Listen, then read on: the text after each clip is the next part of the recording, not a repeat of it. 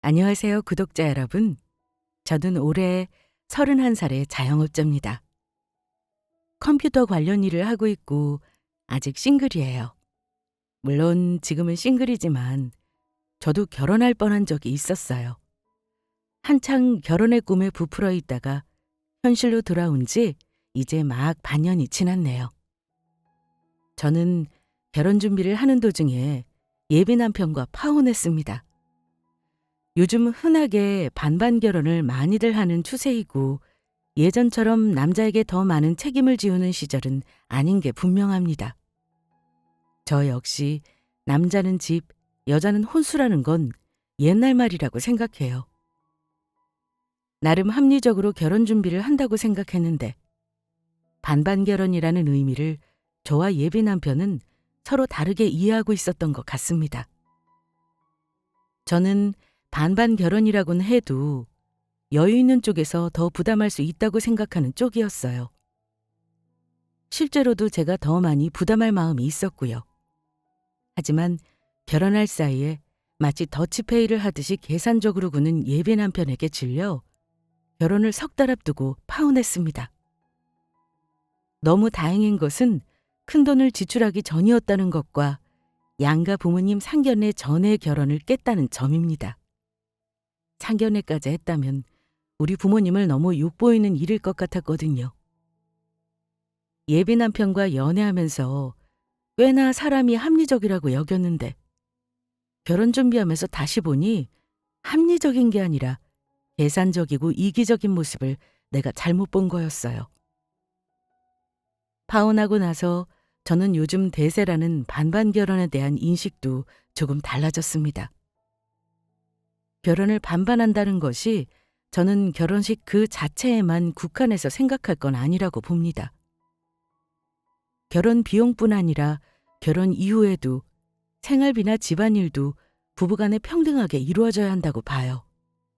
하지만 대부분의 남자들은 제 생각을 말하면 아마 100이면 100, 다들 싫은 기색을 할 겁니다. 아무리 세상이 변했다고는 하나 결혼 이후 부부가 서로 똑같이 네가 하는 만큼 나도 한다는 식으로 반반 결혼 생활이 가능한지도 의문이고요. 또 너무 계산적인 느낌이 들어서 만약 제가 나중에 결혼할 기회가 또 온다면 반반 결혼은 딱히 하지 않을 것 같아요. 남자가 더 많이 해오라는 게 아니라 반반 결혼이라는 단어 자체를 쓰고 싶지 않다는 의미입니다. 아무튼 파혼한 후 깔끔하게 딱 관계가 끊어지지는 않았습니다. 사람 관계라는 게 그렇더라고요. 이혼이든 파혼이든 말로 한 번에 끝내기는 어려운 일 같습니다. 저한테 파혼 다시 고려해달라면서 한동안 매달리는데 스토킹 신고하려고 하는 시점에 다행히 포기하더라고요. 연애할 때는 전혀 몰랐던 모습까지 보이더라고요. 선주야, 내가 진짜 잘못했다. 내가 반반 결혼하자는 뜻은 네가 가진 재산 다 나누자는 뜻이 아니었어.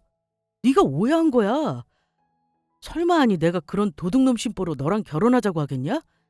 내가 말실수 좀 했다고 파혼이란... 우리 엄마 지금 알아놓으셨어. 제발 마음 풀어, 어? 말실수? 나한테 요구한 게 말실수라고? 실수라는 게 뭔지는 알아? 모르고 했다는 뜻이야.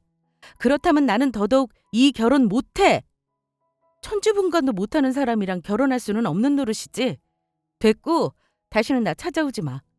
오빠가 이러는 이유 나는 뻔히 알아. 역시 사랑을 이기는 건 돈이구나. 그러지 말고 우리 차라리 조금 시간을 두고 생각을 해보자. 지금 당장 파혼하면 손해 막심이야. 우리 신혼여행비랑 사진 찍은 건 어쩔 건데 식장 잡은 것도 위약금 다 날리게 생겼잖아. 오빠 좋아하는 반반으로 정산하면 되겠네. 나는 그 돈 날려도 내 인생 구한 거 감안하면 하나도 아깝지 않아. 한 번만 더 질척거리면 나도 어쩔 수 없이 강하게 나갈 거니까 이쯤에서 그만해. 파혼 후에도 우리 집까지 찾아와서는 싹싹 빌겠다고 사과하는데 가만히 들어보니까 본인이 뭘 잘못했는지 여전히 모르고 있길래 꺼지라 했습니다. 예비 남편과 만나면서 혹여 저에게 자격지심 가질까 봐 겸손을 떨었는데 절대 그럴 필요 없다는 걸 깨달았습니다. 30 넘어서 결혼 추진하면서 주변의 기혼 친구들에게 조언을 듣긴 했습니다. 그중에 반반 결혼한 친구가 있는데 자기는 다시 태어나면 다시는 반반 결혼을 하지 않겠다고 했어요. 그중에 저 파혼할 즈음에 결혼한 지 1년 만에 이혼한 친구가 있는데요. 그 친구도 처음에는 반반 결혼한다며 결혼 잘하는 것 같다고 말하던 친구였어요. 그런데 이혼하고 나서는 이런 말을 했습니다. 내가 다시 태어나면 다시는 반반 결혼 하나 봐라. 니들도 절대 반반 결혼을 생각하지도 말어. 선주 너 나처럼 결혼하고 싶댔지? 절대 아니다. 내가 해보니까 부부 사이에 이것만큼 치사한 일이 없어. 이혼 사유가 반반 결혼이라는 거야? 아니 도대체 왜? 너 결혼할 때만 해도 제일 합리적인 결혼 방법이라며? 말도 마라. 니들도 알지? 내가 결혼 전까지 놀러가는 돈까지 아껴가면서 악착같이 돈 모은 거. 그래서 결혼할 때도 시댁에서 나한테 아쉬운 소리 함부로 못했거든? 남편 놈이랑 동등하게 결혼하면 평등하게 부부 생활할 수 있다고 아주 오만방자한 착각을 한 거였어. 너 신랑이 집안일도 잘 도와준다고 하지 않았어? 너 정도면 서로 맞벌이 하는데 배려하는 쪽인데. 난 너 잘 사는 줄 알았어. 이만저만 많이 따지고 결혼했잖아 너. 으휴, 까다롭게 따지고 계산해서 결혼하면 뭐해. 나도 처음엔 결혼 잘한 줄 알았지. 물론 부부만 딱 놓고 보면 서로 나름 잘 챙기고 산 것 같아. 근데 내가 바쁘면 그 사람이 챙기고 남편이 바쁘면 내가 좀 더 배려하고 그랬으니까. 근데 결혼 생활이라는 게 딱 부부 둘만 떼어놓고 볼 수 없더라. 그러니까 가족들 다 끊어내고 둘만 사는 게 아니라는 소리야. 친구는 하소연을 시작했습니다. 아직까지 우리나라는 부부지간에 평등하려면 갈 길이 멀었다나요? 우리 집 가면 남편이 뭐 하는 줄 알아? 그냥 우리 부모님이 차려놓은 밥상에 신나게 젓가락질만 해. 설거지를 해, 과일 깎기를 해. 한마디로 그냥 대접만 받잖아? 근데 며느리는 어떠냐? 시댁 가면 다리 접을 일이 없어. 남편이 드물게 우리 부모님께 안부 전하면 너무 기특한 사위인데 내가 시부모님께 드물게 안부 여쭈면 무심한 며느리고 서운해하시는 건 또 어떻고? 남편 쪽 친척들 만나면 내조 잘해줘라. 아침밥은 잘해주냐. 시부모 잘 챙겨라 소리를 숱하게 들어야 하고. 정말 질리더라. 처음에는 나도 참고 넘어가자 했어. 근데 사람이 그게 아니더라. 작은 것도 계속 쌓이니까 얼마나 스트레스가 되는지 몰라. 친구 하소연을 듣다 보니 저도 반반 결혼이라는 의미를 다시 한번 돌아보게 되긴 했습니다. 그래? 근데 과감하게 이혼 결정한 너도 참 대단하다. 이혼이 쉬운 일도 아니고. 시댁에서는 아무 말 안 해? 야, 말도 마. 우리 얼마나 치사하게 갈라섰는 줄 아냐? 결혼할 때 서로 들인 돈 계좌까지 다 까면서 참나. 암튼 내가 반반 결혼을 무턱대고 하지 말라는 건 아니야. 적어도 남자 쪽에서 반반 결혼 하자는 말을 먼저 한다면 나중에 결혼해서 마누라 권리 찾아줄 준비를 반드시 하고 반반 결혼 요구하라 그래. 결혼은 요즘 태세 반영한다고 하면서 며느리한테 조선시대 도리 강조하는 건 앞뒤가 안 맞잖아. 그래, 네 말이 맞다. 우리나라에서 아직 완벽한 반반 결혼은 없는 것 같아. 다들 금전적인 부분 고려해서 싸움 나고 갈등 생기는 거네. 네 말 참고할게. 그렇게 친구 이혼 사례를 보면서 생각이 많았건만 남편 될 사람이 제 마음에 확 불을 싸지른 사건 이후 저는 파혼을 진지하게 고민하게 되었던 거죠. 친구가 하는 말이 남일 같지 않았던 거는 그즈음 저도 결혼을 준비하면서 예비 남편과 간혹 다툴 일이 생겼기 때문이에요. 저는 동갑내기 예비 남편을 같은 직장에서 직장 상사와 후배로 만난 케이스입니다. 어린 나이에 입사한 제가 선배고 남편이 3년 후배예요. 그런데 제가 중간에 회사를 나와서 창업했습니다. 솔직히 사내 연애라는 게 남의 눈치도 보이고 조용히 티 안 내기 쉽지 않은데 꽤나 오래 고민하고 회사를 나왔지만 마음만은 편했습니다. 사내 연애할 때 주변에서는 이미 눈치챈 사람도 있어서 여간 신경 쓰인 게 아니었거든요. 물론 제가 회사 나오자마자 바로 창업한 건 아니고요. 나와서 프리랜서 하다가 창업을 했는데 너무나 감사하게도 첫 해부터 이래도 되나 싶을 정도로 과분한 수익을 내고 있습니다. 그 사람은 월급쟁이이니 월급이 빤했죠. 아마 제가 얼마를 버는지는 자세히 몰랐을 거예요.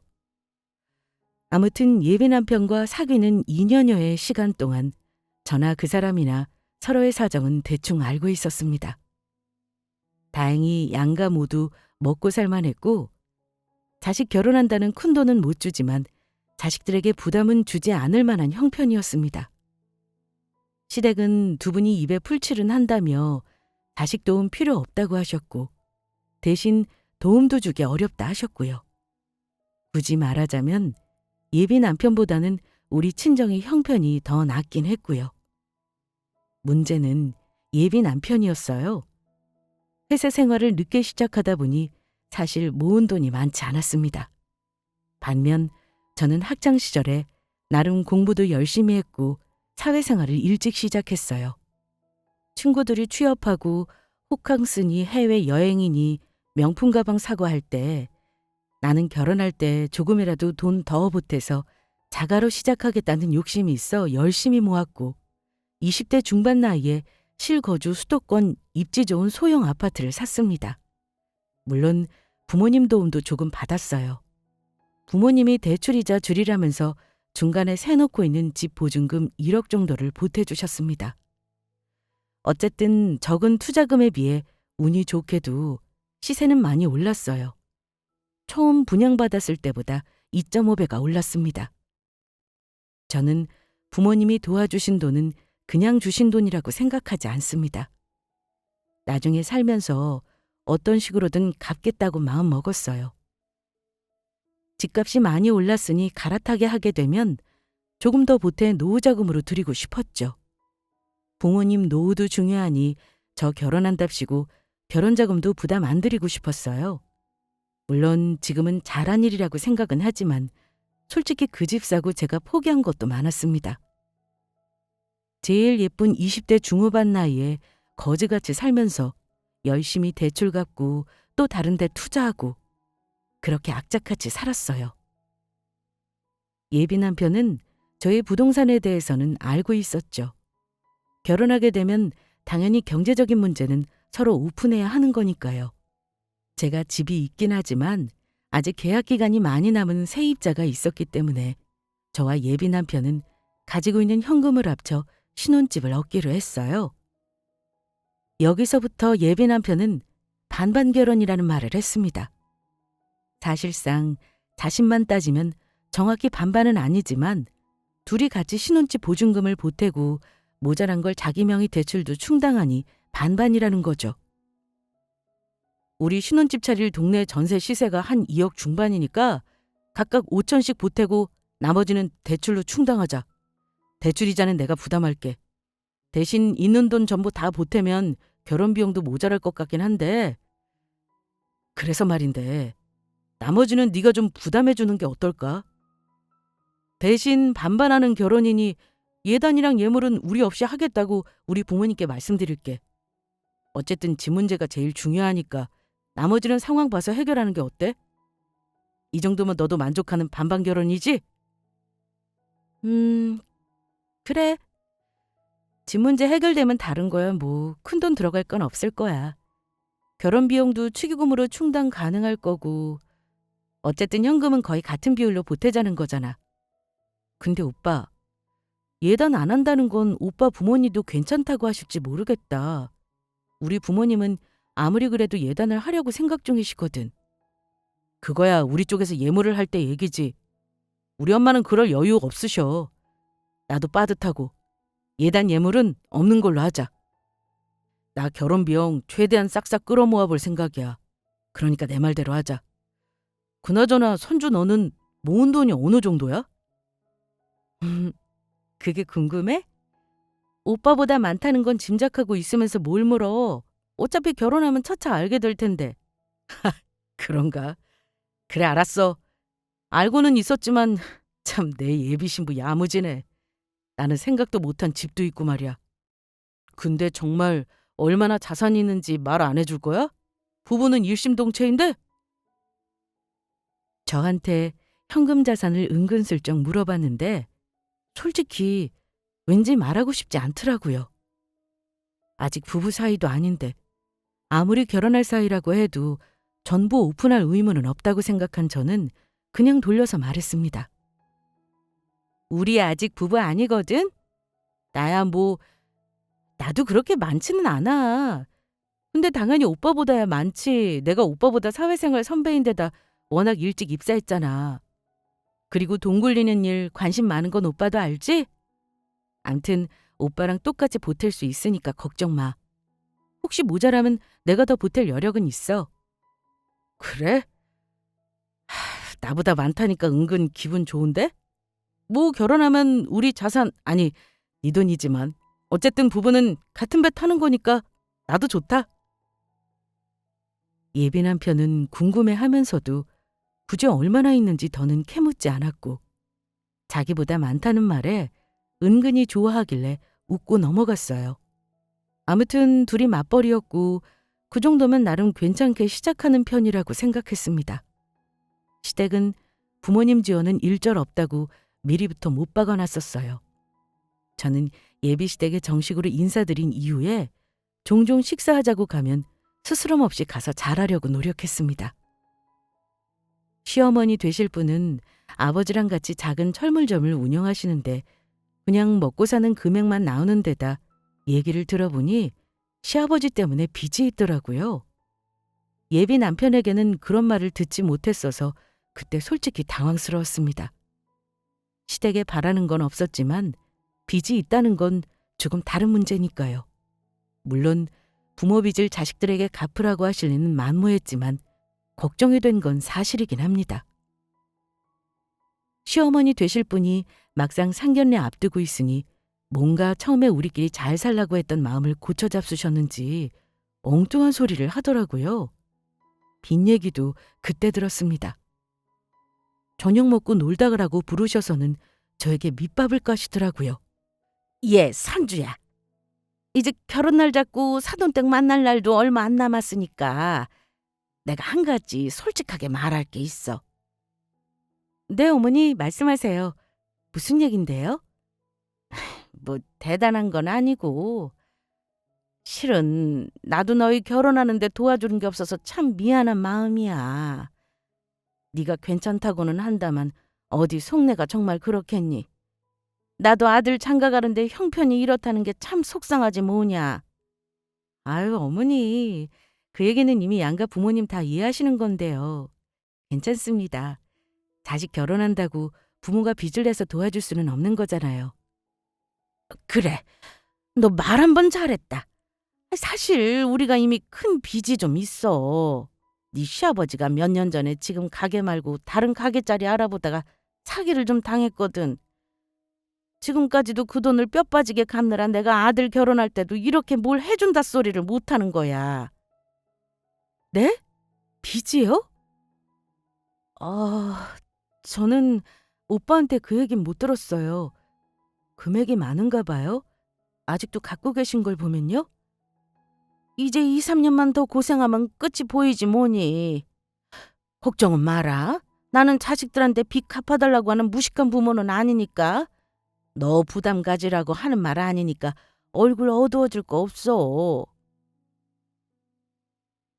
말씀은 저리 하시는데 왜 굳이 상견례 앞두고 대출을 오픈하시나 의아하긴 했습니다. 그런데 빚 얘기는 밑밥이었어요. 어머니는 천천히 본론을 꺼내기 시작하시더군요. 어쨌든 내가 이놈의 빚 때문에 니들한테 부모돌이 못하는 건 정말 미안하게 생각하고 있다. 아니에요, 어머니. 그래도 결혼 전에 솔직하게 알려주셔서 오히려 저는 감사하게 생각해요. 어머님 입장이 더 이해가기도 하고요. 너무 마음 쓰지 마세요. 그래. 그렇게 말해주니 너무 고맙구나. 그런데 말이다. 혹시 너는 예단은 안 할 생각이니? 느닷없이 안 하기로 한 예단을 물으시더라고요. 네? 그건 이미 오빠랑 안 하기로 얘기 끝난 걸로 아는데요, 어머니. 저는 살짝 당황스러웠습니다. 내내 보태주지 못하는 이유를 대시더니만 갑자기 예단이라니요. 그래, 나도 알아.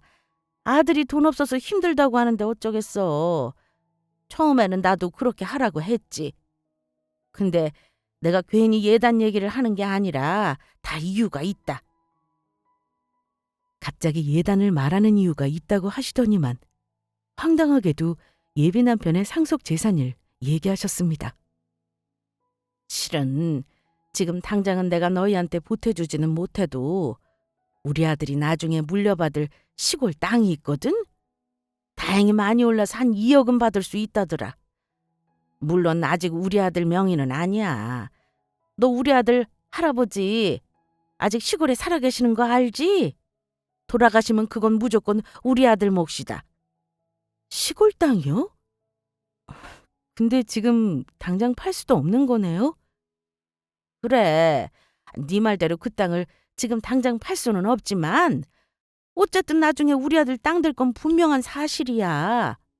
그래도 어쨌든 2억이나 되는 땅이 나중에 니들 소유가 되는 거잖아.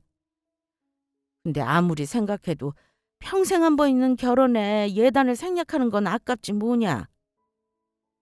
저는 그냥 황당해서 어머니가 하는 말을 듣고만 있었습니다. 그래서 말인데 너희 집에서 정말 해준다는 건 뭐 없으신 거니?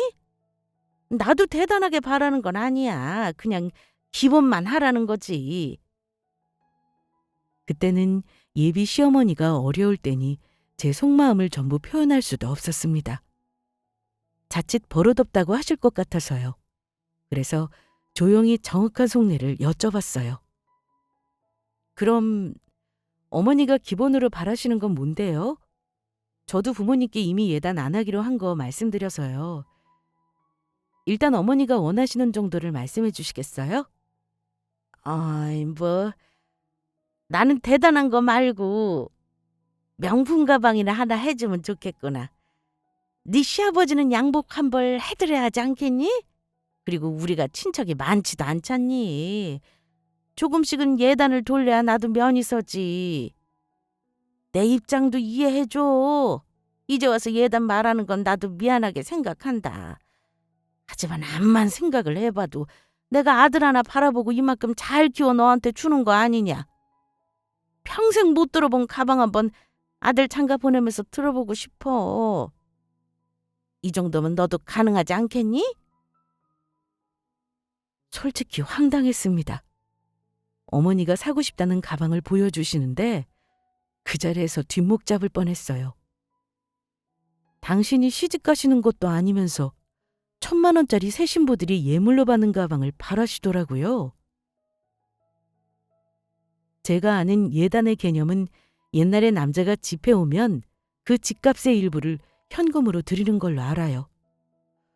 그런데 예물은 해준다 소리도 없으면서 먼 미래에 예비 남편 소유가 될 땅을 말하며 예단 얘기를 하시다니요. 몰랐던 예비 시어머니가 이렇게 여우 같은 사람이었나 다시 보게 되었죠. 어머니, 일단 어머니 뜻은 알겠지만 저도 생각을 좀 해보겠습니다. 이미 집에 같이 돈 보태고 다른 돈 드는 건 제가 보태기로 한 상황이라서요. 제 입장도 좀 이해해 주세요. 뭐? 생각해보겠다니? 나 같으면 2억 땅 받는데 아이고 감사합니다 하고 해주겠다 얘. 아무튼 나는 할 말 다 했으니까 너도 뭐가 잘하는 일인지 잘 생각해봐. 되도록 상견례 전까지는 답을 주렴. 그날 예비 남편은 자기 엄마가 하는 말 듣고 뭐 했냐고요? 사실 예비 남편은 그 자리에 없었습니다. 어머니는 저에게 그 말을 하고 싶어서 이미 판을 짜고 예비 남편 없이 같이 식사를 하자고 한 거였어요. 솔직히 예비 남편도 이미 알고 있었는지도 모릅니다. 그렇게 생각한 이유가 있었어요. 그날 제가 어머니 만나고 와서 예비 남편에게 솔직한 내 심정을 얘기하긴 했습니다. 그냥 넘어갈 일은 아니었어요. 솔직히 말해도 돼? 나 어머니가 예단 말씀하시는 거 솔직히 기분 별로였어. 예단은 오빠가 먼저 하지 말자고 한 거잖아. 둘이서만 보자고 하시더니 1,000만 원짜리 가방을 바라시다니 당황해서 어머니께 할 말을 제대로 못했어. 어쩔 거야? 나는 어머니가 너무 과하게 바라시는 것 같아. 아, 우리 엄마도 참 내가 하지 마시라고 분명히 얘기했는데 기어코 말씀하셨나 보네. 근데 선주야, 너 엄마한테 나 물려받을 땅 얘기도 들었지? 응, 들었어. 근데 오빠, 솔직히 너무 웃기지 않아? 당장 팔아서 돈 되는 땅도 아니고 심지어 지금 오빠 명의도 아니라며. 할아버지가 천년만년 사시진 않겠지만 아직 멀쩡하게 살아 계시는데 그 땅이 오빠 거라고 할 수 있어? 그냥 어머니는 나한테 1,000만 원 예단을 받고 싶으신 거잖아. 그런데 저희 얘기를 다 들은 예비 남편의 반응이 의외였습니다. 그런데 선주야, 너무 화내기만 할 게 아니라 우리 엄마 입장도 생각해줘. 아들이라고 나 하나 있는데 장가 보내면서 아무것도 없으면 어떨 것 같아. 아무리 보태주는 거 없다지만 그래도 평생 한번 아들 장가 보내시는 거잖아. 그리고 엄마 말도 일리는 있어. 할아버지가 뭐 100살까지 사시겠냐? 언젠가는 내 거 될 거고 그럼 너도 좋은 거잖아. 비록 내가 지금은 가진 거 없어도 난 그 땅 생각하면 아주 든든하다. 그냥 우리 엄마 말대로 해드리면 안 될까? 당연히 제 편을 들어주며 엄마에게 다시 말하겠다 할 줄 알았는데 자기 엄마 편을 들며 해드리자고 하는 겁니다. 나중에 예비 남편에게 물려준다는 시골 땅은 전 관심 없었습니다. 지금 당장이 중요하지 5년이 될지 10년 뒤가 될지 그때 가서 물려받는 땅떼기가 뭐가 중요한가요? 어머니가 예단 얘기 꺼내기 전만 해도 예비시댁과 신랑에게 잘하고 싶은 마음이 컸는데 그런 마음이 싹 사라지는 걸 느꼈습니다. 그냥 우리 엄마 아빠나 잘 챙기자는 마음이 들었어요. 오빠가 반반 결혼하자면서 예단 예물 없을 거라고 먼저 말해놓고 지금 와서 말 바꾸니까 참 당황스럽다. 그럼 난 우리 부모님께 뭐라고 말씀드려야 해? 이미 다 안 하는 걸로 알고 계시단 말이야.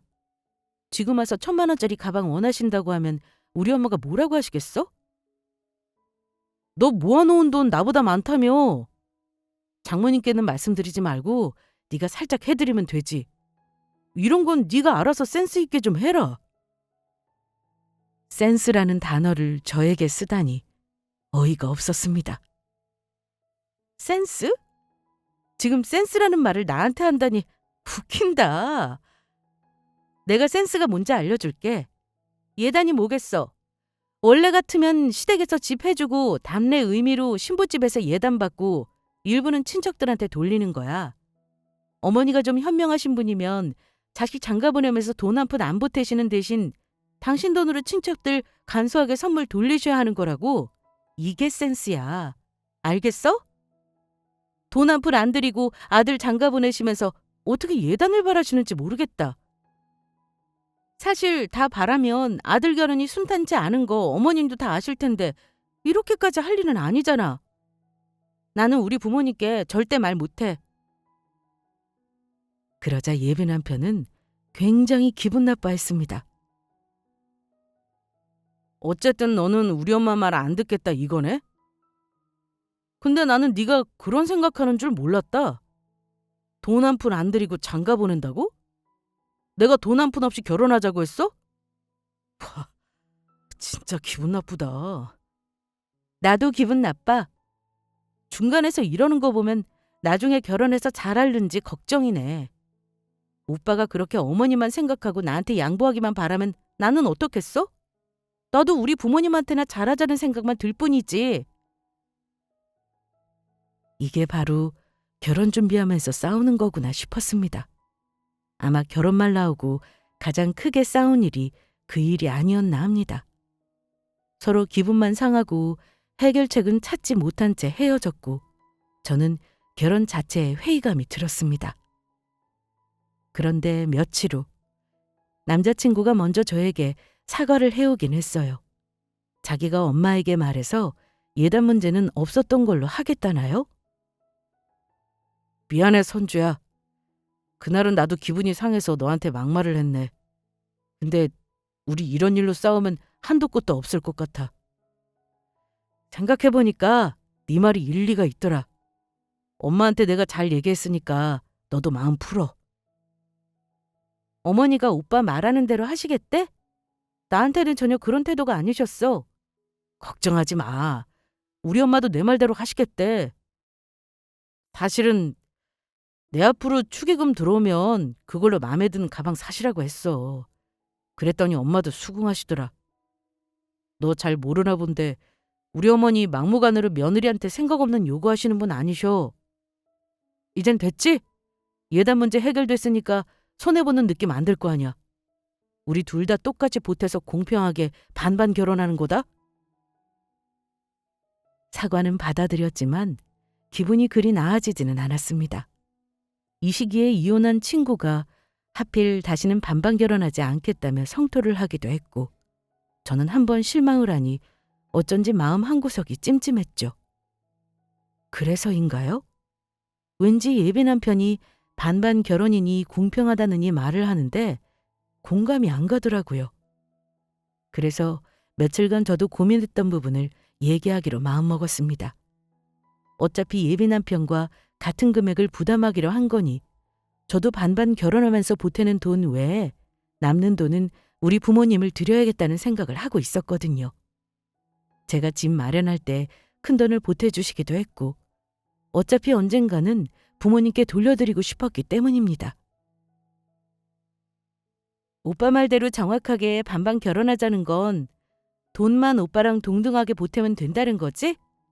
좋아. 그렇게 하자. 어쨌든 오빠가 어머니께 잘 말씀드려준 건 고마워. 그리고 오빠, 나도 미리 말해둘 게 있어.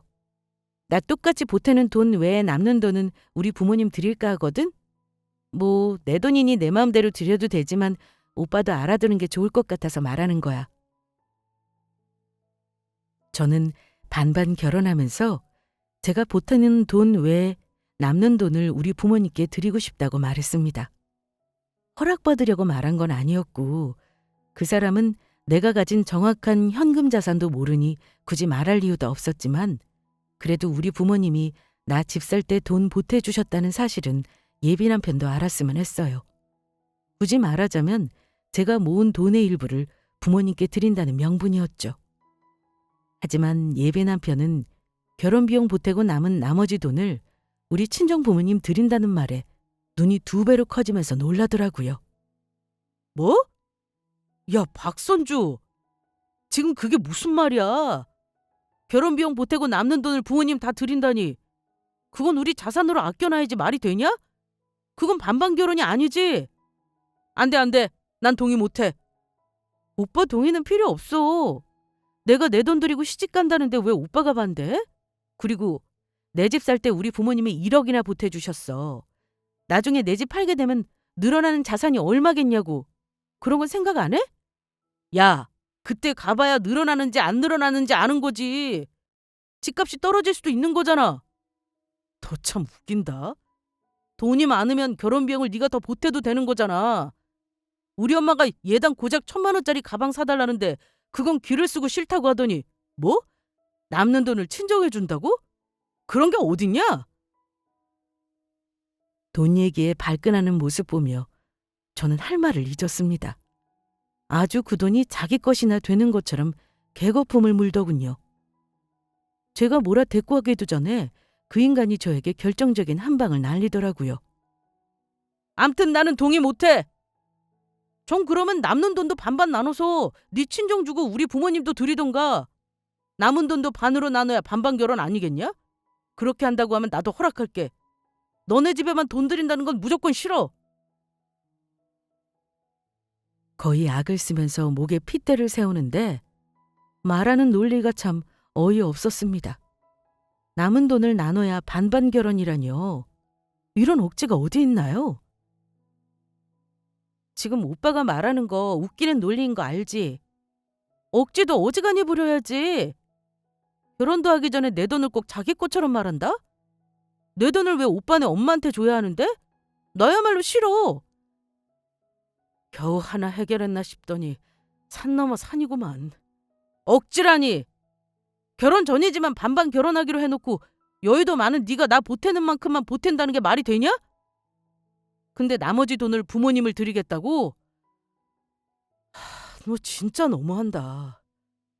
암튼 나도 긴 말하고 너랑 싸우기 싫다. 우리 엄마한테도 절반 보내드려. 너도 알잖아. 우리 엄마가 너한테 우리 집 빚도 있다고 말했다던데 너는 우리 집 사정 알면서 그런 말이 나와? 네가 알아서 보태겠다고 하면 우리 엄마가 얼마나 좋아하시겠어? 결혼 전에 너도 큰 소리 칠 일 생기고 좋잖아.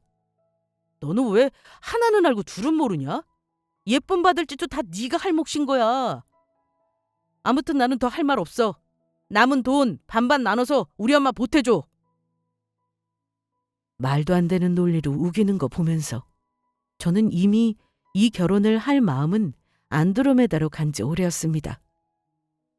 반반 결혼이니 공평이니 외치던 사람이 내 돈에 욕심을 내는 꼴이라뇨.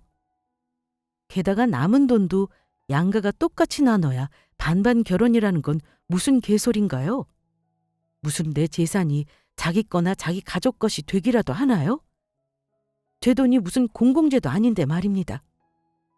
더 이상 그 사람 추태와 억지 보기 싫어서 그만하자고 했습니다. 이제는 더 할 말도 없다. 뭐? 나야말로 어이없어. 내 돈이 무슨 공동재산이야? 웃기는 소리 그만해. 우리 결혼 그만두자. 여기서 끝내. 우린 파혼이야. 나는 오빠같이 개논리 펼치는 사람이랑 결혼 못해. 그러자 그 사람도 화가 났는지 언성을 더 높이며 파혼하자고 하더라고요. 그래. 내가 뭐 너 파혼하자는 말에 벌벌 떨 것 같냐? 천만의 말씀. 파혼하자 이거야. 누가 손해인지 어디 한번 보자. 손해? 글쎄. 나는 오빠랑 파혼하는 길이 돈 버는 길 같은데? 아쉬운 사람은 내가 아니라 오빠야. 내가 뭐가 아쉬워? 네가 무슨 억망장자라도 되냐? 아쉬울 거 없으니까 너 하고 싶은 대로 해. 억망장자? 오빠 정말 웃긴다. 내가 억망장자면 아쉬워할 거야? 좋아, 알려줄게. 내가 억망장자는 아니지만 억대 자산 소유자거든? 부동산 있는 건 알지? 근데 나 현금 자산도 꽤나 많아. 아마 오빠가 10년을 꼬박 저축해도 못 만질 돈일걸? 물론 그만큼 벌기도 많이 벌고 내가 나머지 돈 우리 부모님 드린다고 해서 큰 타격 받는 줄 알아? 그랬더니 뭔가 흠칫하는 표정을 짓더라고요. 조금 전 개거품 물던 사람이 한풀 꺾인 목소리로 묻더군요. 네가 돈이 뭐 얼마나 많은 건데? 억대 자산? 거짓말하지 마. 못 믿겠다는 사람한테 뭘 더 말하겠냐? 그냥 보여주면 되는 거지. 자, 이제 됐냐? 이제는 믿어? 저는 그 인간에게 제 통장 잔고를 까서 보여줬습니다. 0이 붙은 개수를 세더니만 예비 남편은 눈알이 뒤집어지며 놀라더라고요. 이거 뭐야?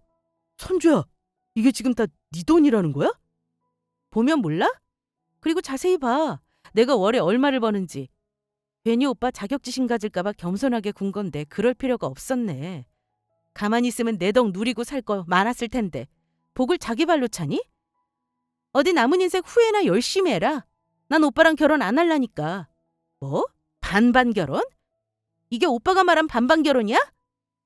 무엇보다 우리 친정에 돈 보태준다니까 발끈한 모습 생각하면 정말 정 떨어진다. 오빠 마음 씀씀이가 고작 그 정도였네. 그 간장종지만한 마음 씀씀이 안 고치면 오빠는 아마 절대 여자 만나서 결혼 못해. 내가 너그럽고 착해서 이런 개떡 같은 결혼 하겠다고 한 거야. 알겠냐? 그러자 예비 남편은 바로 꼬리를 내렸습니다. 그러더니 바로 말을 바꾸며 제 마음대로 하랍니다. 선주야, 잠깐. 이러면 말이 다르지. 나는 우리가 비슷한 줄 알았단 말이야. 와, 대박이다. 너 현금 자산이 2억이나 있었다고? 근데 왜 말 안 했어? 나야말로 기분 나쁘다. 너 나 못 믿는 거잖아. 아니? 나는 이제야 눈에 못 씌었던 게 벗겨진 느낌이야. 처음부터 오빠가 말한 반반 결혼은 말도 안 되는 거였지. 내가 순진해서 사랑을 믿었는데 바보였지 뭐야? 암튼 지금이라도 알아서 다행이다. 나는 오빠랑 결혼 못해. 손해본 건 각자 가름하기로 하고 집에서도 알아서 말씀드리자. 이쯤에서는 오빠도 이해할 거란 믿어. 저는 자리를 박차고 일어나 나가려고 했고 그 사람은 나가려는 저를 붙잡더니만 계속 미안하다고 읍소했습니다. 에이, 선주야. 미안해. 우리가 이러려고 만난 거 아니잖아. 내가 다 잘못했어. 처음에 예단도 내가 잘못했다고 한 거 잊었어? 내가 예민했나 봐. 가뜩이나 돈 없어서 골치 아픈데 네가 여유 자금으로 쓸 생각 안 하고 네 부모님 준다니까 나는 그게 싫었던 거야. 네가 돈 많은 줄 알았으면 절대 반대 안 했어. 미안. 제발 파혼만은 하지 말자. 부탁할게. 그 말 들으니 더 싫다. 결혼해서 돈 없으면 부모님 용돈도 주지 말라고 할 것 같아. 더 이상 아무 말도 하지 마. 떨어질 정도 없으니까. 그럼 알아서 각자 정리하자. 우리 결혼은 여기서 끝이야. 붙잡는 예비 남편을 뿌리치고 돌아온 저는 부모님께 바로 파혼 사실을 알렸습니다. 우리 부모님은 워낙 저를 믿는 분들이시라 뭐라고 속상한 티를 내지 않으셨어요. 네가 그렇다면 그럴 만한 이유가 있겠지. 우리는 너를 믿는다, 선주야. 그래도 결혼 전에 아니다 싶은 걸 알았으면 파혼하는 게 맞아. 어지간하지 않았으니까 힘든 결정했을 거라 믿는다. 잘했다, 우리 딸. 믿어줘서 고마워, 엄마. 지금은 파혼이 최선인 것 같아. 내가 좋은 사람이 되면 앞으로 나한테도 저 좋은 사람이 나타나겠지. 결혼 그까짓 거 급하다고 아무나 하고 할 순 없잖아. 물론 지금 급하게 결혼할 이유도 없고. 부모님의 이해가 참 고맙더라고요. 저는 예비 남편과 2년간의 연애 그리고 결혼을 그날 모두 정리했습니다.